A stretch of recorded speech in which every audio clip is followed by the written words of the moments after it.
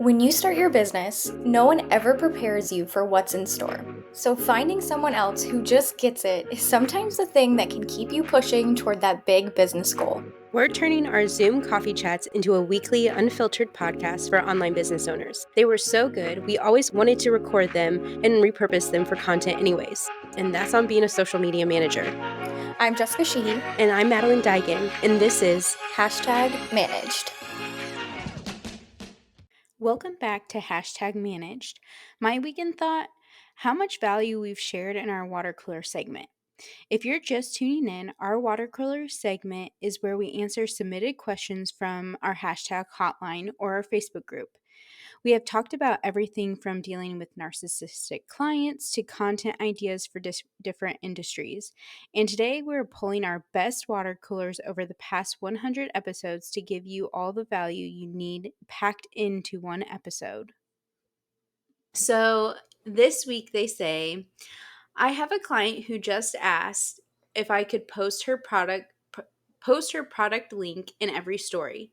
Sometimes stories go out on weekends and holidays, so I'd have to manually add links on my days off, which is not something I'm comfortable doing. Plus, I don't think it makes sense to add her product link to every story because not every story is promotional. How would you handle this situation? And is there a way to schedule stories with links in advance, or are we all still having to do this manually? So, yeah, sadly, we do have to still do this manually. And I know Jessica and I talk about this all the time where we need to develop an app that actually, because later such a tease, they're like, oh, you can auto publish this, but almost every social media manager, like, you want to include a poll, you want to include a sticker or a product link, and you're just like, Yeah. it's all a tease. It's a tease. Yeah.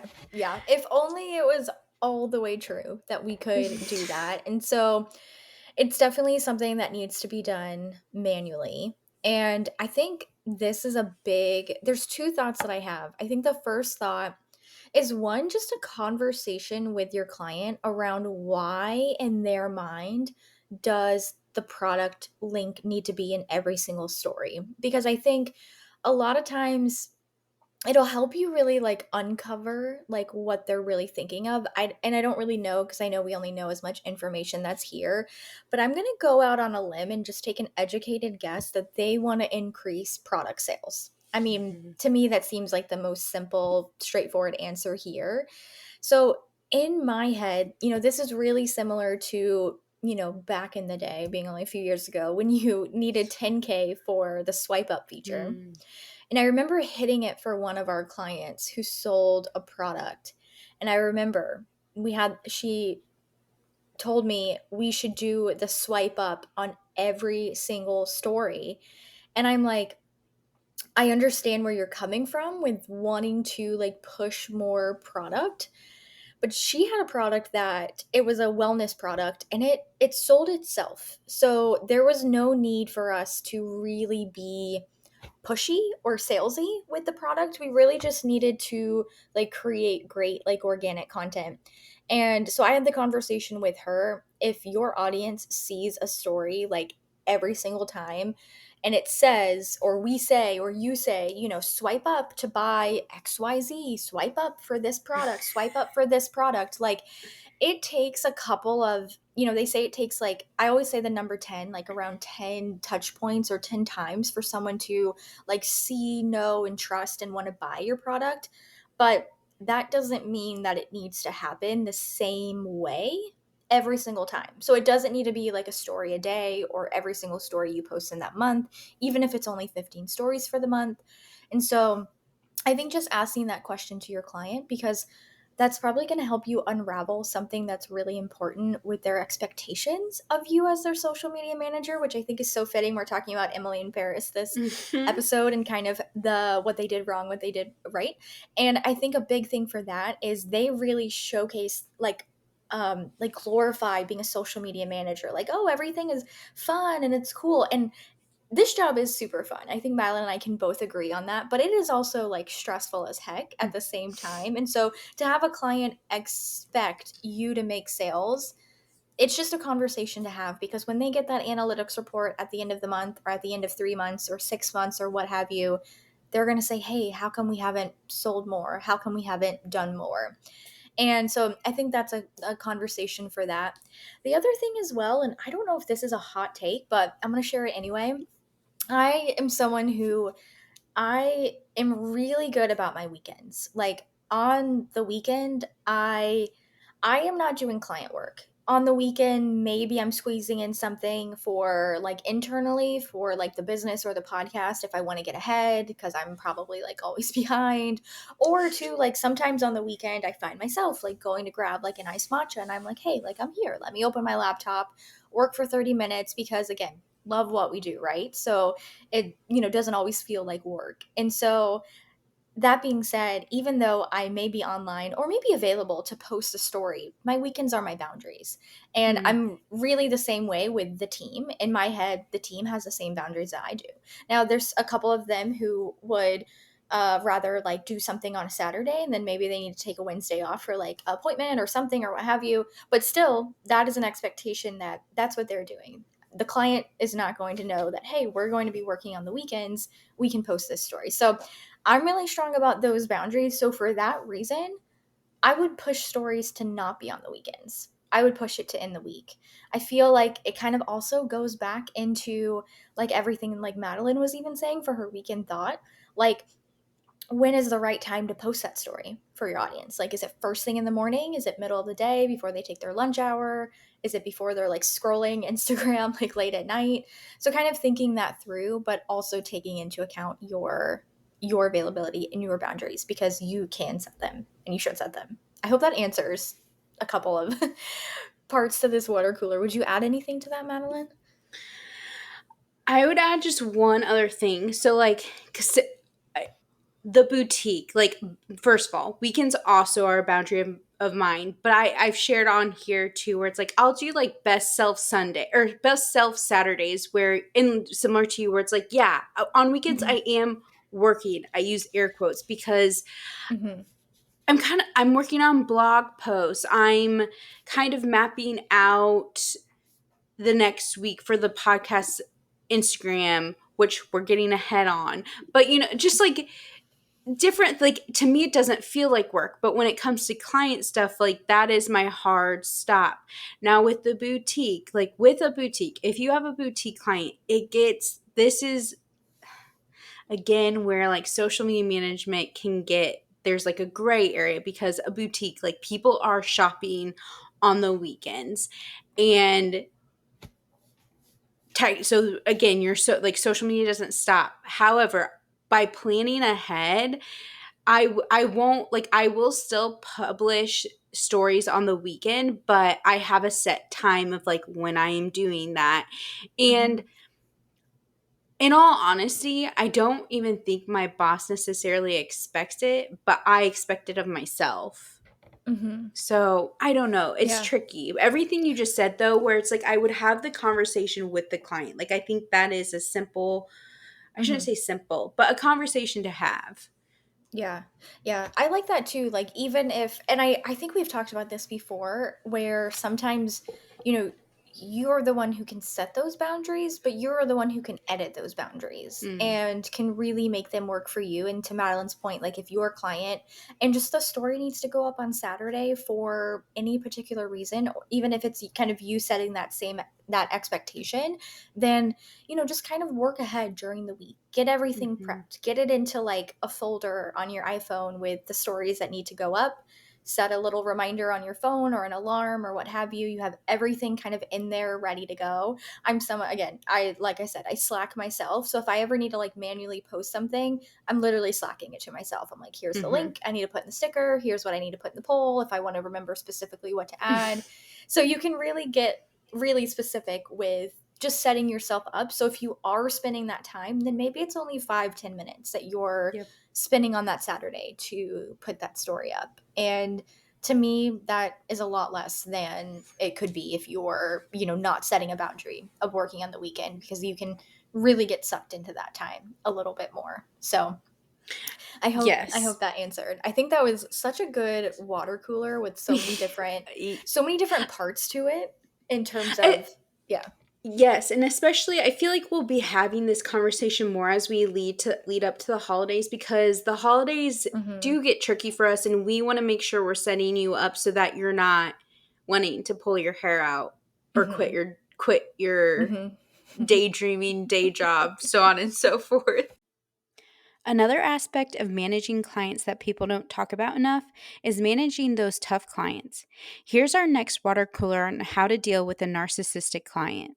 How to deal with a narcissist client, or how to deal with a helicopter client, or just today's situation in general, would be a story of its own. And so I feel like I should also preface, so the client is a boutique owner and she's trying to create these reels. So she'll create these reels and then send them to Joanne and ask for help in how to do certain things, where it's just like, why don't you have Joanne come in, do it? Like, that's Joanne's frustration. Also, she'll try and tell her, coach her through it, and she just ignores what she's saying.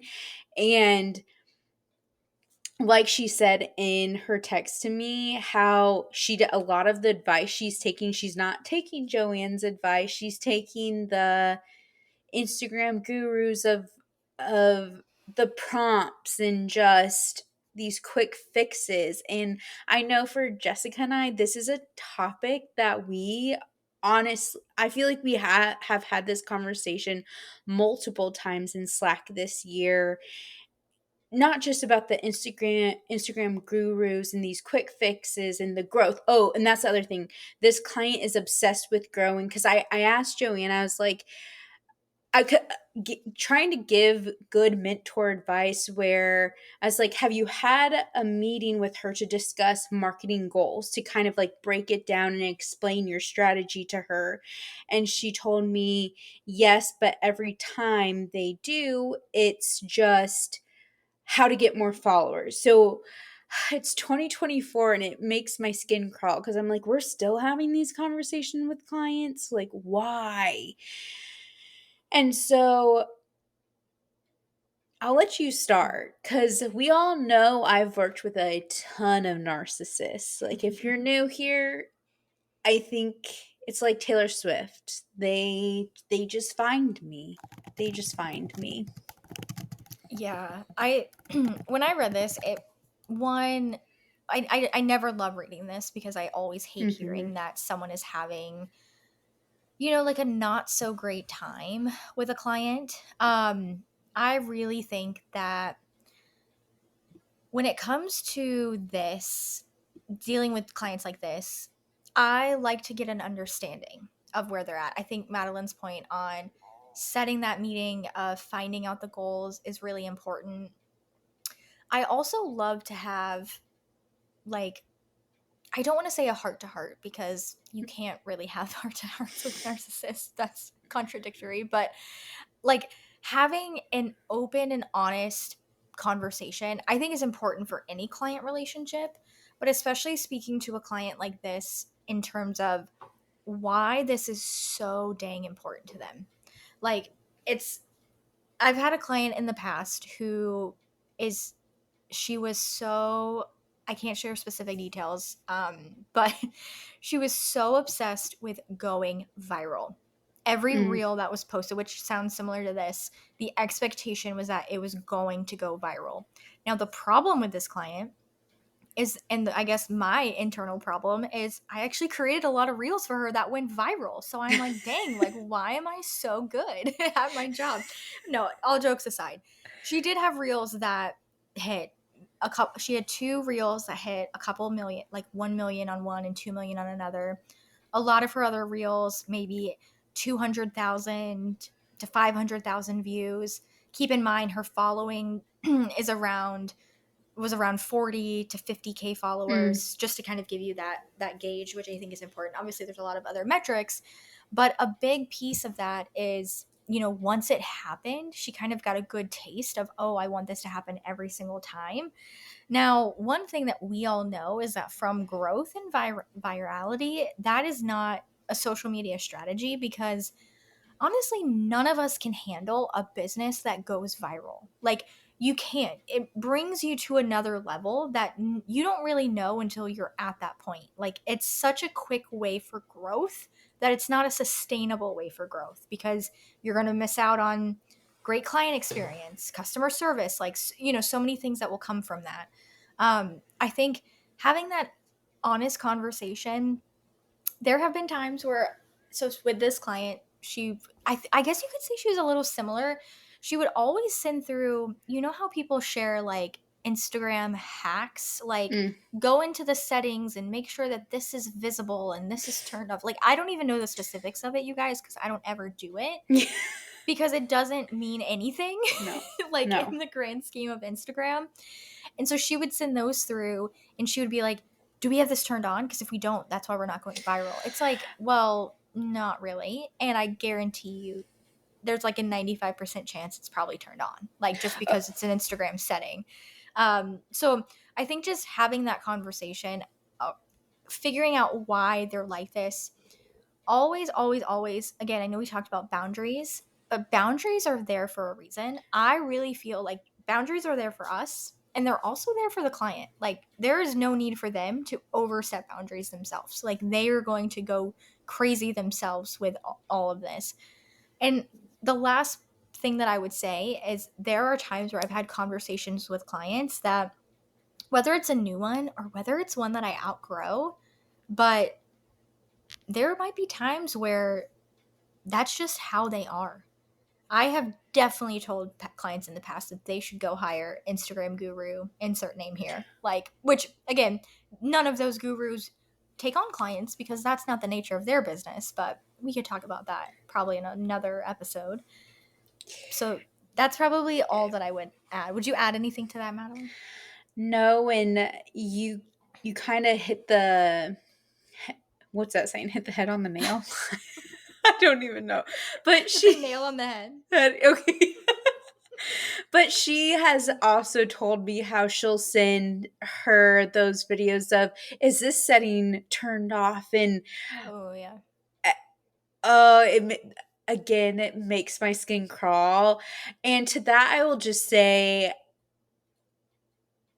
so my boss right now, she has us all read the Four Agreements. Great book if you haven't read it. I really love and respect bosses too who actually do read business books and like make sure, like, do like a little book club with their Mm-hmm. people. Anyways, one of the four agreements is don't take anything personally now. Mm-hmm. I struggle with this four agreement oftentimes because, so in a situation like that in the past, I like want to jump through the screen and like shake the person because I'm like, no, but that would be one of my last pieces of advice, is try not to take it personally. Mm-hmm. Easier said than done. Yeah. And the boundaries, just the boundaries. I'll say one last thing too. Like I told Joanne, where I told her honestly what I would say. A lot of it we repeated here, but I added some of my Madeline flair, and I was like, honestly, Joanne, this is probably why I would get fired. And Mm-hmm. hence why because sometimes you do have to be stern with them in a respectable way, but with Mm-hmm. narcissists too, like it doesn't matter how professional you are, and because you do, I think there comes a point. So Joanne, I think, don't fault me, Joanne is 26, but she's been in the game for a while, and I think the confidence comes with age. And when you're first starting out your social media business, and I know that we have listeners who are 40 and they're just getting started. And I also know I'm not 40 yet, but I know from talking to our listeners who are 40, like with age comes the wisdom and also the amount of stuff you don't put up with. But when we're young, you know, we do. And I think your mid 20s is when you start to kind of stick your ground more. And so for the young listeners, I hope that you're taking this, and I like to bless that sounds I like to bless our listeners' ears, like where I really do hope that this message is getting to who it should. Mm-hmm. And just know that I don't want you being walked over, and you do not deserve that at all. And you might have to have these scary conversations, and maybe it does lead to you getting fired. But be so proud of yourself that you stood up for yourself, and that you know your worth, and that you do not deserve that. And Mhm. also, my last thing, more clients will come. Like, I know that there are listeners, because I know in our Facebook group, people like, we take that abuse because we're like, well, I have no other prospects or clients on the docket yet. They will come. Mhm. They will come, I promise you. Next up, our water cooler on what analytics to track. And what I like to do is, so obviously I use later for a lot of my clients to, like, scheduling their content, and later analytics is great. Like, and Mhm. have every, so that's one place I would tell people to start. Like, depending on what scheduling platform you're using, that's going to help you knock out knowing which analytics to track. Like, again, because later Planoly, a lot of those systems are already, they have that analytic tracking in there for you. But I am a crazy person, and I like to know exactly how many likes, saves, shares, like each individual post gets, because then I personally like to see, like, is there a trend? Now that we've covered our favorite client management water coolers, let's dive into something more fun: content ideas for businesses. Curious if any of you do marketing for a med spa or any similar client based businesses and have any tips for encouraging providers to get before and after photos and content to share on socials. I'm having a hard time getting providers to give me any sort of content of before and afters and such. Their management is asking if I have any ideas of how to get them to contribute more, and I'm unsure. We've asked multiple ways. Mm. You've come to the right person. You have. For those of you who don't know, that is my niche. And this is the biggest pain point I've ever come across for any med spa, salon, permanent makeup art, anything in the beauty Mhm. industry. It is like pulling teeth. And I wish I could say I have the solution. I'm going to tell you the few things that I've done and that I've seen that we've all tried to do. So, one, there is one client that I'm thinking of in particular where they had it in their contract where they would tell each of their providers, like, you have to post to your personal, like your business, like their provider account X amount of times a week. That always felt very extreme to me, and I didn't necessarily support that, because it's just like, I feel for the provider at the same time, because at the end of the day, like, they didn't sign up to be content creators. They didn't sign up to be social media managers. And I would tell my clients, like, you have to remember the salon's page, or the meds or the spa's account, and the provider's page, they like, the salon's page is not the portfolio page. Does that make sense? So, like, their med Mhm. spa providers, like, it's not their job. So that's one thing. So that always, like, kind of made a few light bulbs go off. But then, so to kind of attack it, I would attack it of one of two ways. One, I would schedule yourself going in, like, for a day to actually be the one to help get the before and afters. Like, pick a day where it's like this one provider, whoever, or even because you're getting behind the scenes. And again, I don't know. We just know what you provide us here, So it's like, I don't know what your contract is for this client, but I would recommend going into the spa like once or twice a month, even, where on a day that they're busy, and just kind of get behind the scenes and honestly get before and after pictures. Like, go in, because a lot of times with med spas, they're signing, like the patient has signed Mhm. over this, not NDA, what am I trying to, like this contract, not even a Like a contract, just this full, release almost? yes, a Yeah. release, or it's Yeah. like you say yes that you like we can take before and after pictures, and oftentimes Mhm. they always did sign it because let's be honest, Mhm. the people who are getting Botox and all those things, like we're like, yeah, you can show us. That's me. I'm speaking to Mhm. myself. Like we're like, we don't care. Like we're like Mhm. waiting for our moment. We're like somebody's gonna see it and Mhm. we're gonna become influencers Right, again. right. So that's one way. So like going in, and then the second is maybe you need to have a workshop with them because maybe their confidence is just not there.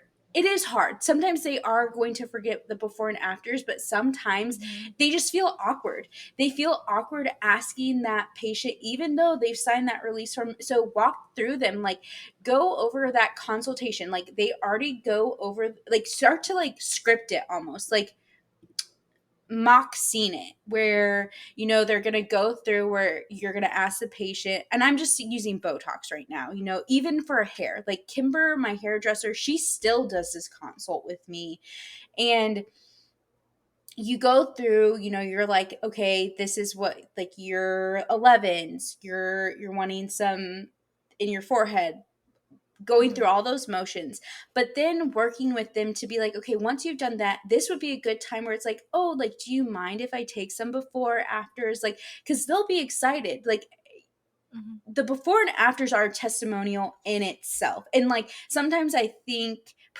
the providers forget that, where it's like, by you taking these before and after pictures, like, you're only helping yourself.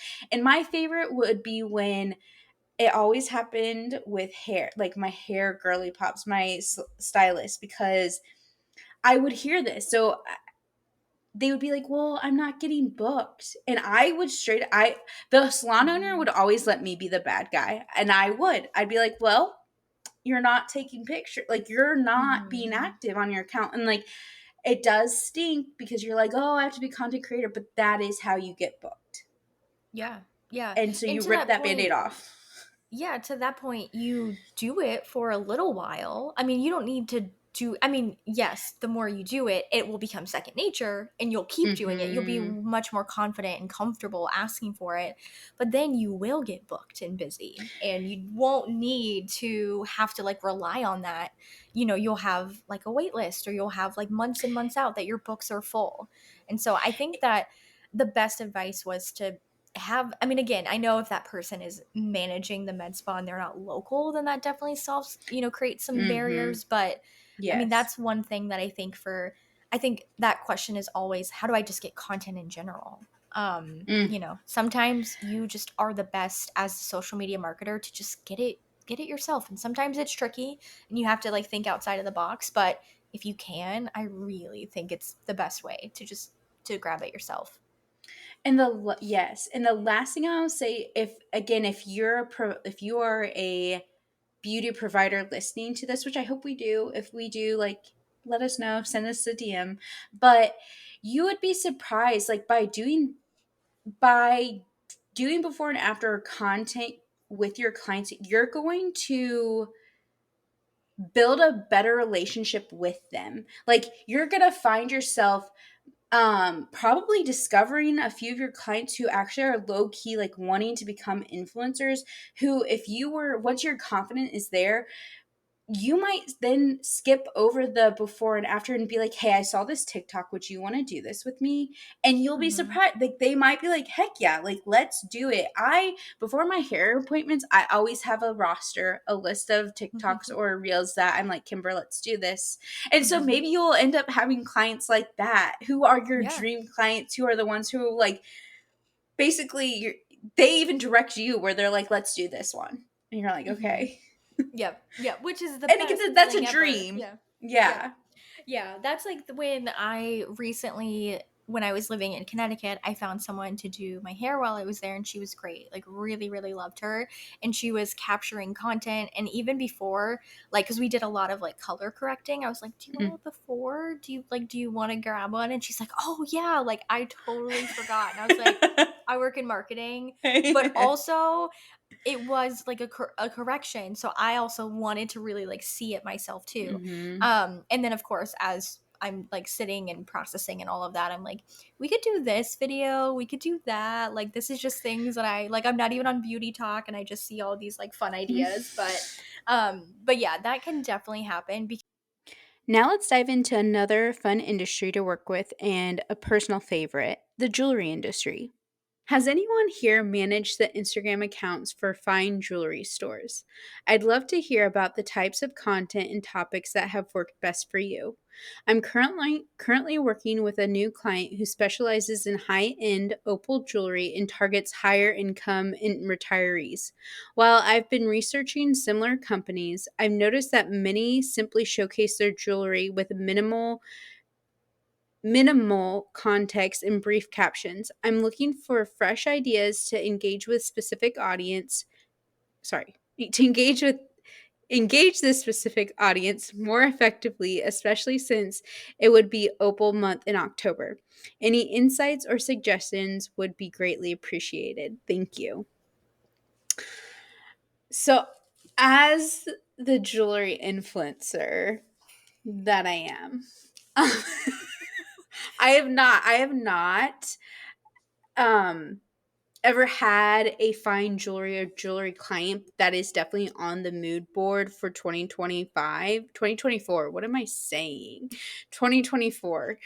Um but I agree because like I love following jewelry accounts and I would agree with this. A lot of the time, especially the fine jewelry, like the engagement rings, like it is all the same. It's like them posing with their rings. And the accounts that I follow that I love, and I don't think this is copying per se, and I know that these are retirees, but on almost like playing to their pop culture too.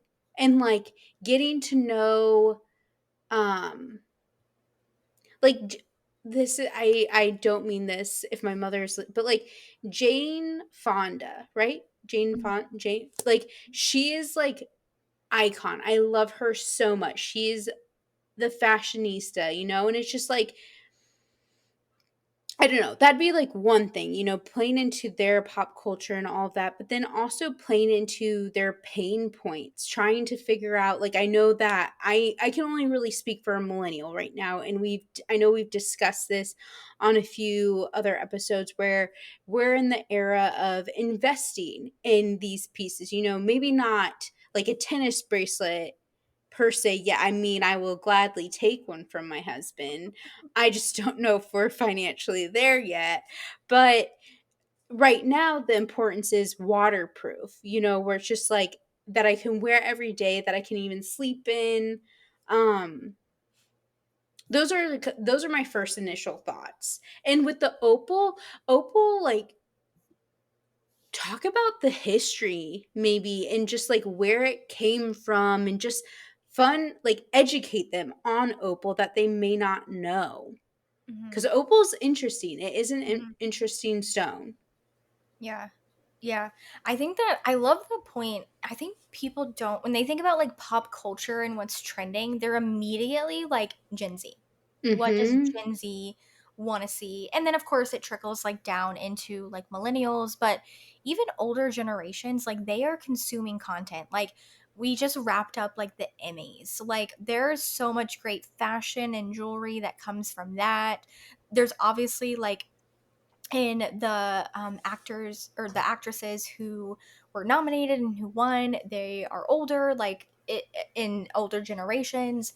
And I think really pulling into that, I think also thinking about in terms of like the experience with the jewelry, I feel like can Mm. really connect to that audience as well, especially being higher income or retirees, because I think that I mean, everyone has routines, but that audience has different routines. So thinking about like, for example, going to different parties, going to different events. I know when I think about people in my life who are older, I know that they like have certain happy hours or dinners that they're regularly attending. And so kind of recreating that particular vibe of going to these things on their social calendar in terms of like pulling out them wearing the jewelry, I think makes a lot of sense as well. And I think it goes beyond, kind of to your point, Madeline, like you don't really need to just, and I think on the water cooler as well, you don't really need to just show the jewelry and write like a caption, but you can also show like the lifestyle in the marketing as well versus just jewelry, jewelry, jewelry, jewelry, jewelry. Like you guys get it, like in the grid. That just you just made me think of one other point too with the older demographic. Tell the story. Like Mm, mhm, so like it's an heirloom almost, where that's why I think I personally this is going to like you're passing it along to like your children and what you hope will be your children's children, like there are so many pieces of my mom's that I'm just like, dibs, I mhm, want that one. Like that sounds so much, but my sister and I both know where we're just like, oh, but I feel like in to put it into perspective, like Brennan's mom didn't isn't into jewelry. Mine is, where it's just like, so I think again, the women investing in their jewelry, like that's kind of the hope, is to pass it on, to tell that story of like, oh, my grandpa gave this to my grandma for their 50th wedding anniversary. mhm, And like, words like that could make, I mean, maybe don't make one up, but you could all like to mhm, tell the story, you could make that mhm. up for social media purposes. Yeah. Ooh, I Yes. love that idea. I think that's such a good idea. And it's almost too like kind of selling, like that's what you're selling too. Like you're not Yeah. selling like an opal necklace. You're selling the necklace that's going to be passed down to your daughter or granddaughter. Like Maddie, I think you just like wrote that whole ad campaign. Like send it to the Jewelry influencer. Anybody wants to send me jewelry, I will sell it. Oh my gosh. That's such a good point, though. I feel like storytelling and experiences are exactly what they're looking for, but also how they use social media. I don't know if do your guys' grandmas have Facebook? Like every time my grandma writes a Yeah. post, it's always a paragraph and it's a story, it's them sharing. So I feel like they would like to also hear that same type of content and Hmm. also, like you said, an investment piece that you can pass down, like that would definitely resonate. I also think that demographic too. So, like with the social media, I feel like with a lot of your call to action, again, I'm like dishing out. Like I'm just like, let me know if you submitted this, I really want to go and support this jewelry store that you're working for.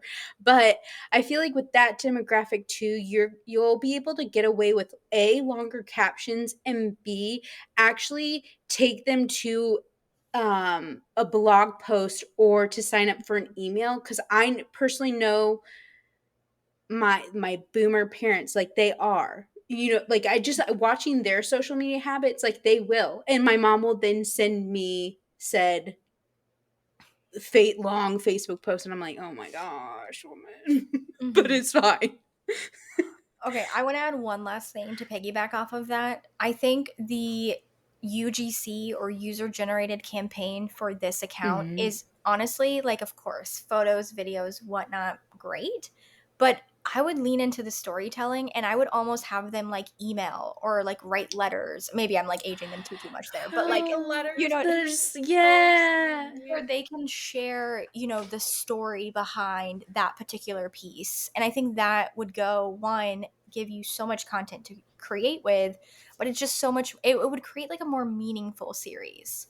So, UGC campaign. Our next content inspo is for those of you who might have political clients. Okay, this week they say, hey everyone, I have someone who is running for a seat on the Board of Education in their town. They want some people with social media marketing. I have some ideas, they want some help with social media marketing. I have some ideas, but has anyone ever done this type of service before? It will only be for a few months leading up to the election, so it's not a long term thing. Mm. Oh, this is a good one. Do you want me to start, Madeline, or? Yeah, yeah, yeah, yeah. Okay.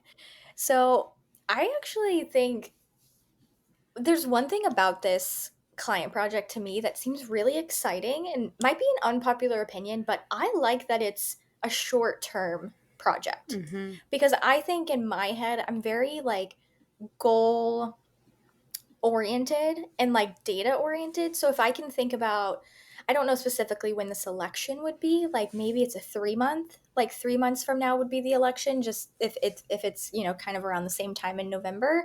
So if I would think about it from that way, to me, I can really set goals in that time frame that I think I could really achieve in 30 days, 60 days, 90 days. And so for that sake, that excites me because I feel like now I have a really cool case study. Now, if you also wanted to do more marketing like this in the political sector, I guess we could say, then I would say that's a great, political marketing case study as well. But I think the biggest thing, advice that I could give is that, or two things, right? It's local, so your strategy on social media needs to be really localized, right? So you don't need to really think about anything else other than thinking about your client's position in the community. So I think with that, Mm. that can help you create a lot of content around maybe what's happening in the community, like what are like local businesses in the community, like, kind of thinking about it in the sense of how would your candidate probably what's the word for that when they go around, I'm like blanking on the word.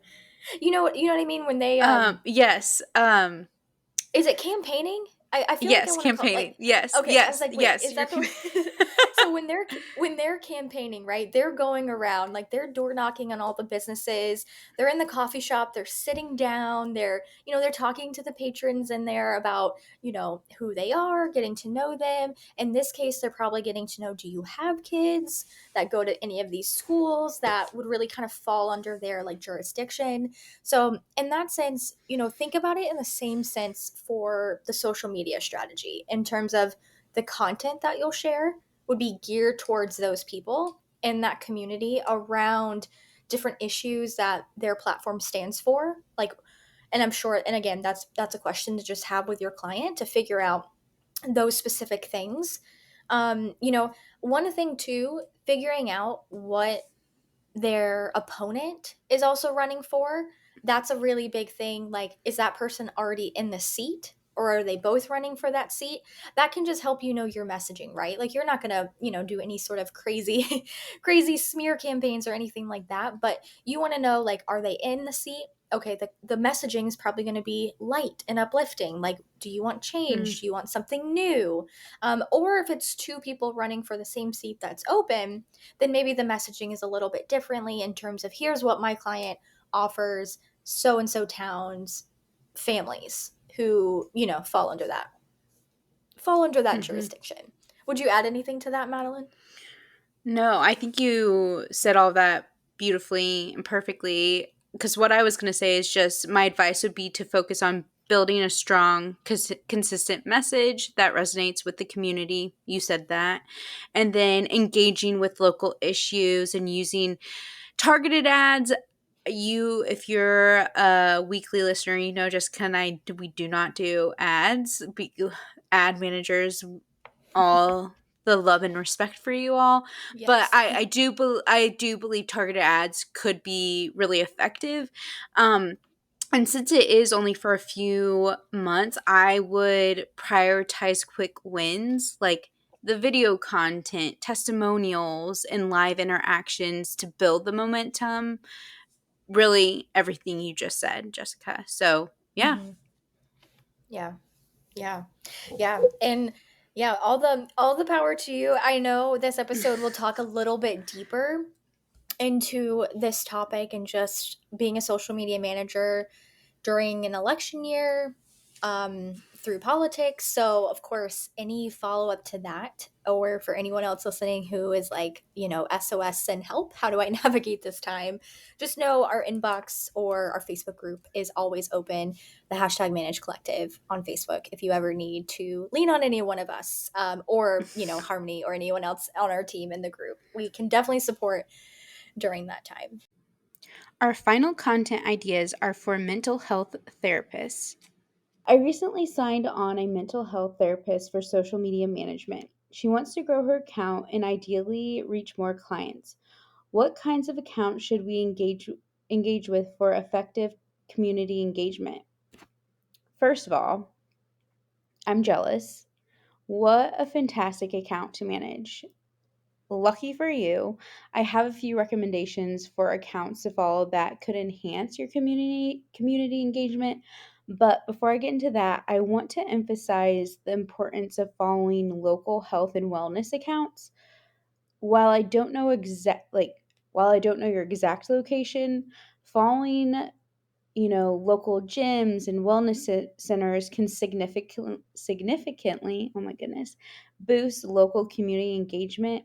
And depending on your client's target market and specialization, you might also consider following some addiction centers, the local Boys and Girls Club, or even some veteran organizations.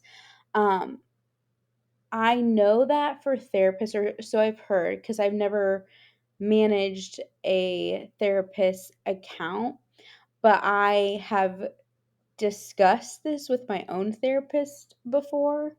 Um, and obviously, I don't know, I just feel like there's a lot of rules around, following your clients. Like mine doesn't follow me.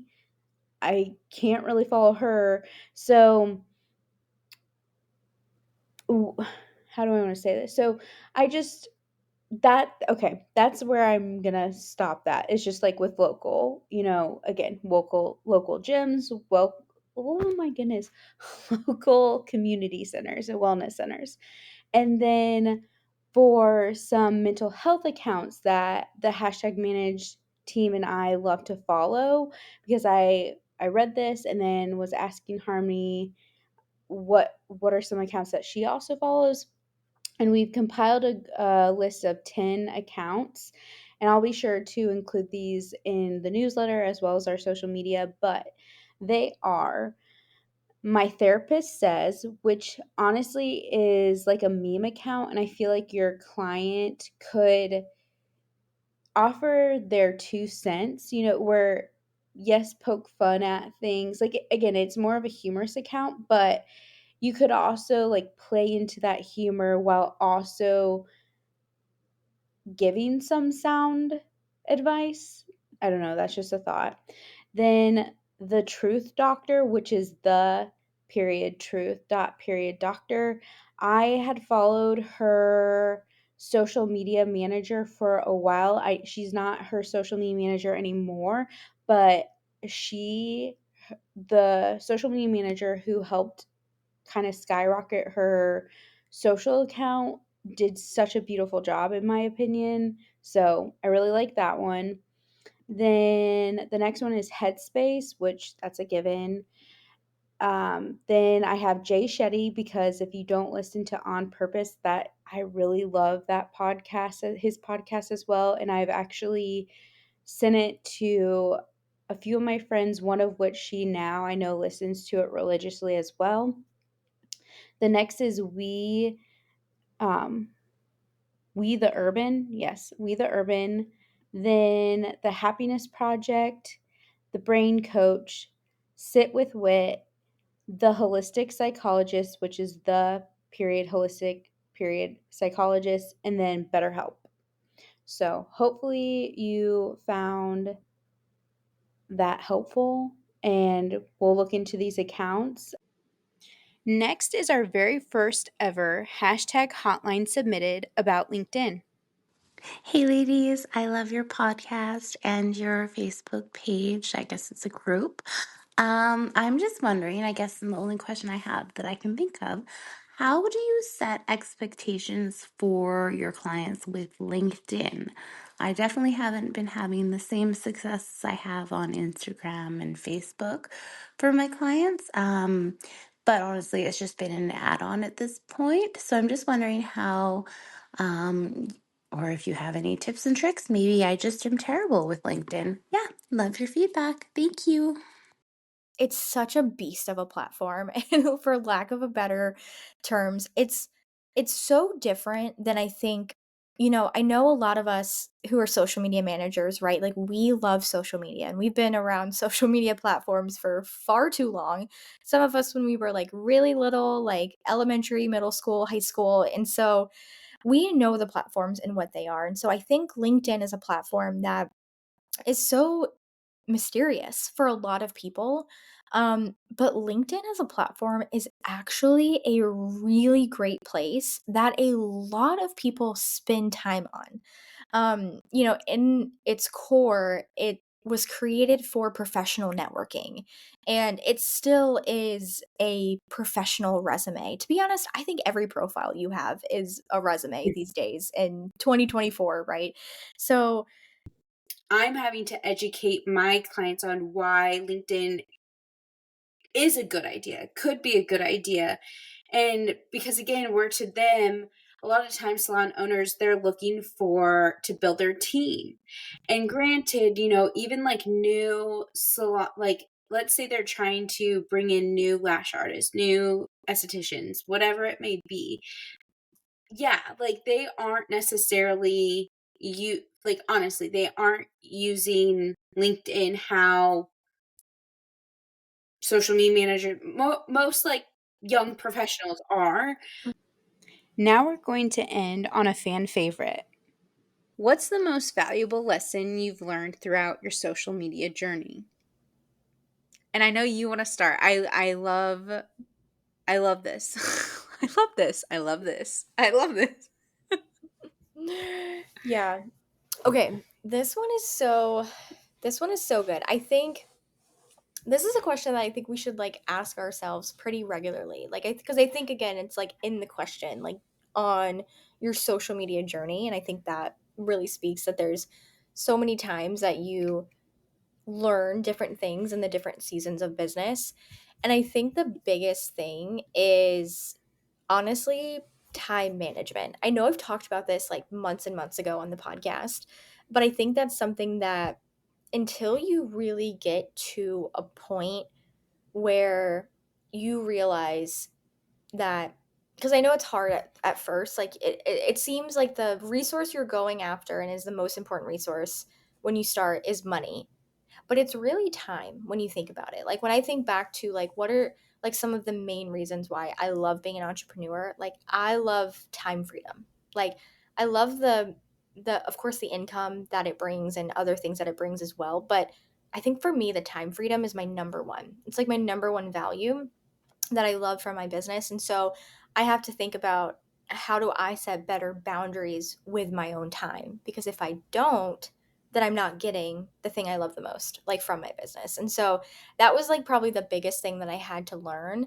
that a lot of times the reason I didn't have enough time, or like I felt like clients were taking my time or different things like that, it all came down to me. Like in setting crazy expectations for, okay, a client says, hey, when is this going to be done? Sometimes I used to say crazy things like, oh, I'll do it today, oh, I can do it first thing tomorrow, like, oh, I'll do it then. And then I think back, like in their head they were probably expecting like a week from now, and Mhm. I just took essentially like 6 days from my timeline. So, thinking about that, your time, like you own your time and you can manage it wisely. Obviously, there's different things in life, especially if you have different responsibilities in your personal life, children, like different things like that. Obviously, that affects it. But I think it really shows you even more how important your time is. So, I think for me, the biggest lesson that I've learned is that I'm in charge of my own time, and I'm going to get that valuable resource of time freedom that I want if I manage my time better. And so for me, it's not saying crazy expectations of, yes, I'm going to get this to you in an unrealistic amount of time. Or, you know, if I don't want to have, if I don't want to work on the weekends, then, why am I putting so much pressure like on my Friday? Or if I want to like end work at 5 p.m. so I have enough time to go do something or like go to dinner or do anything, why am I taking a meeting at 4:30? So it's just small things like that that I think really kind of go without being said, but that's the biggest thing that I've learned in our journey, is that managing your time is going to help you in the long run because it'll lead to less burnout. I mean, I could list like a whole laundry list of like why it's so helpful, but that was definitely like my biggest thing, time and boundaries with time. And to add to that, because that would be what I would tell you as well. But to add to that, I would say the biggest lesson I learned and am still learning or reminding myself is that we are not doctors. We are not saving lives. Mhm. Where I think in the beginning, similar to what you were saying, is I felt like everything needed to be done right then and there. And I didn't have an understanding of how long certain tasks would take me. And I think I still struggle with that at times where your week didn't go the way you planned. Life happens, and you might be in a mood one day where, dare I say, like, even like, actually, I'm going to say it, you get depressed, where there's times that you don't factor in that a depression's, I don't know if I should say spell, Mhm. but where Yeah. your mental, like, as social media managers, our mental health, like that, I feel we don't talk about enough. But I know even on this podcast, we're trying to bring more awareness to that and talk about it. And I just feel that I have to remind myself that even now, where it's not life or death, it is social media, and we have these stages. So that would be, I think that Mhm. would be everything Jessica said, and just to give yourself grace as well when you are feeling low and knowing you're not alone, and it's okay to need more time, like asking Mhm. for, like, letting your client know, hey, I know I said that I would be done now, like, on Friday, but I'm actually, like, it's taking me more time to do this research. It's taking me more time than expected. Like, I'm going to need more time to complete this task. Mhm. God, I wish I could have, like, even I wish Mhm. I could have told myself that months ago, Right. Right. Like, Yeah. here I am, like, I'm giving myself this advice now, where it's just so much anxiety, I think, that could have been avoided, so many panic attacks that could have been avoided. Mhm. Yeah. Yeah. Agreed. Agree 100%. Even to the point of I wish I told, like, January Yes. 2024 Jessica, like, this is because I think it goes to that point. Like, again, you're always with boundaries, you're always learning, like, how do I improve them for me? How do I make Mhm. my life easier? And I think, to Madeline's point, we're human. Like, we mess up, we make mistakes, but giving ourselves grace to kind of adjust and adapt. I think that's one thing that I notice, and I know is, like, myself as well, when entrepreneurs are starting out, they are trying so hard to be perfect. And I Mm. think the best entrepreneurs, and I know, like, the people that we look up to and the businesses that we love, like, they didn't start out perfect. They're not perfect now in this, like, very moment. I mean, they could be like a huge Fortune 500 company, and they're not a perfect company. They're not a perfect leader. And so I think that's the point on giving yourself grace is so good too, because you have to. And if you don't, you could go just spiral and kind of go down like another avenue that And I am guilty. I have for sure spiraled. I have and do still have crippling anxiety, like, there for sure. And I think, to your point about boundaries, where sometimes you're still learning boundaries that you didn't realize you needed Mhm. or wanted, even. And so Yeah. that's okay too, where some projects, some clients, it's all like lessons that you're gonna learn. Like, that's the messy part and the most beautiful part about entrepreneurship is you get this client, the client might be awful, but and you decide to part ways, what did you learn? What did you Mhm. learn from that experience? If you didn't learn anything, then Mhm. the universe is going to send you a second client to make you learn that lesson. Yeah. And sometimes, like, I will tell you right now, there's been times where I think I've been sent like 4 people who I'm like, I needed to learn that about myself. Mhm. So thanks for listening to this week's episode of our best water coolers. Remember to submit yours on #manage.com. Seriously, we will answer any questions under the sun, unless you're a client trying to pick our brains. And since you're sticking around to the end of this episode, you're the first to hear about our giveaway going on right now over on our Instagram and within our Facebook group. So be sure to head over to our Instagram, #manage, to learn more or join our free Facebook group community. Thanks so much for listening to this episode. If you haven't already, hit that follow button, and if you really love us, be sure to subscribe wherever you are listening from. And if you want to be one of our online besties, you can shoot us a DM over at #managed on Instagram and let us know what your biggest takeaway was from this episode. Or, you could also share all your deepest, darkest secrets. Kidding, but we mean it when we say you can shoot us a DM. We love building real, authentic relationships with you.